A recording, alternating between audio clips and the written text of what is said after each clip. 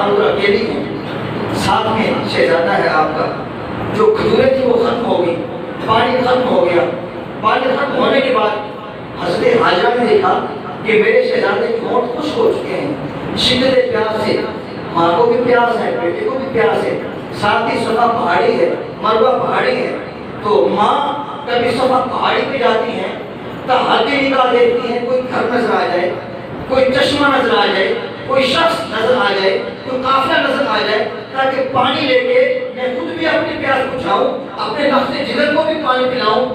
صفا پہاڑی پہ جاتی ہیں، آخر تک پانی نظر نہیں آیا، پھر مروہ پہاڑی پہ آتی ہیں، کبھی آ کے بیٹے کی حفاظت کرتی ہیں، کبھی جا رہی ہے، کبھی آ رہی ہے، کبھی جا رہی ہے، کبھی آ رہی ہے.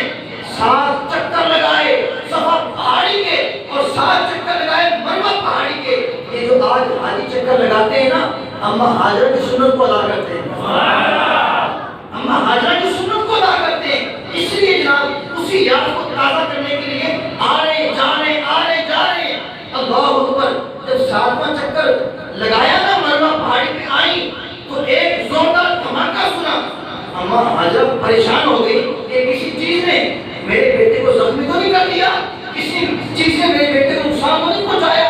آپ جلدی سے جب آئی تو قریبا کی کیا دیکھ رہی ہیں؟ وہ ایٹم بم کا دھماکہ نہیں تھا، اللہ کی رحمت کا دھماکہ تھا. حضرت اسماعیل علیہ السلام کے قدموں میں جناب آب زمزم کا پانی ابل رہا ہے، ٹھاٹھے مار رہا ہے. پہلے پانی کی پیاس تھی، پانی نہیں مل رہا تھا. اب حضرت اسماعیل اپنے پاؤں کو یوں یوں کر رہے ہیں، نرم و نازک ایڑیاں پتھریلی زمین پہ یوں یوں کر رہے ہیں اور نیچے سے پانی نکل رہا ہے. پہلے حضرت حاجرہ پانی نہیں مل رہا تھا، پریشان تھی. اب جب پانی دیکھا پریشان ہو گئی، کہیں یہ سب کچھ بہا کے نہ لے جائے. پھر آپ نے کیا کیا؟ وہاں پر جناب منڈیر پانی کے آگے ریت کی مٹھی بھری اور یوں رکھ کے کہا زم زم ٹھہر جا ٹھہر جا. زمزم کا مطلب ہے ٹھہر جا ٹھہر جا. اللہ اکبر. حضرت ابن عباس فرماتے ہیں حضور نے فرمایا یرحم اللہ ام اسماعیل لو ترکت زمزم او قال لو لم تغرف من الماء لكانت زمزم عینا معینا.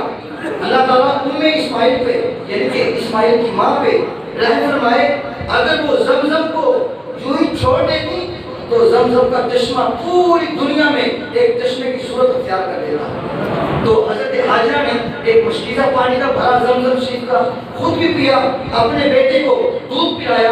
ایک فرشتہ آیا، اس نے کہا کہ لا تخاف ضیعہ فإنها هنا بیت اللہ یبنی حاضر غلام و ابوہ و ان اللہ لا یضیع اہلہ. اے حاجرہ ڈرو نہیں، یہ تیرے سامنے اللہ کا گھر ہے. ذرا اونچی آواز سے بولیے، تمہارے سامنے یہ اللہ کا گھر ہے.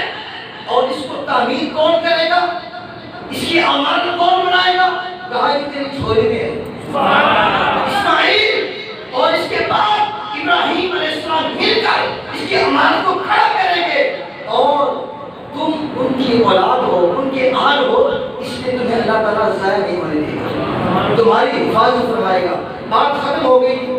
تو آخر میں یہ میں عرض کرتا ہوں، کیونکہ آج امید ہے کہ چاند نظر آ جائے گا، تو جن احباب نے قربانی کرنی ہے وہ احباب کوشش کریں کہ جمعۃ المبارک کے بعد اپنی حجامت بنوا لیں، بال کٹوا لیں، اپنے ناخن وغیرہ ترشوا لیں اور منہ زیر ناف بھی مون لیجیے. جنہوں نے قربانی کرنی ہے تو چاند نظر آنے کے بعد پھر وہ یہ عمل نہ کریں، اس کا یہ ان کے لیے مستحب ہے. جنہوں نے قربانیاں کرنی ہیں اور جو غریب ہیں، غربا ہیں، جو قربانی نہیں کر سکتے، وہ بھی یہ عمل ضرور کریں. جمعے کے بعد جا کے اپنی حجامت بنوا لیں، اپنے ناخن کاٹ لیں اور جو غیر ضروری بال ہیں انہیں بھی منہ دیجیے. اگر جو قربانی نہیں کر سکتے، اگر وہ یہ عمل کریں گے انہیں قربانی کرنے کا ثواب مل جائے گا. تو چاند نظر آنے کے بعد سے لے کے قربانی کرنے تک پھر دوبارہ اپنے بالوں کو ہاتھ میں لگانا، بال وغیرہ اور ناخن بھی نہیں ترشوانے. اللہ پاک ہم سب کو اس کی عمل کی توفیق عطا فرمائے. آمین ثم آمین. وآخر دعوانا ان الحمد للہ.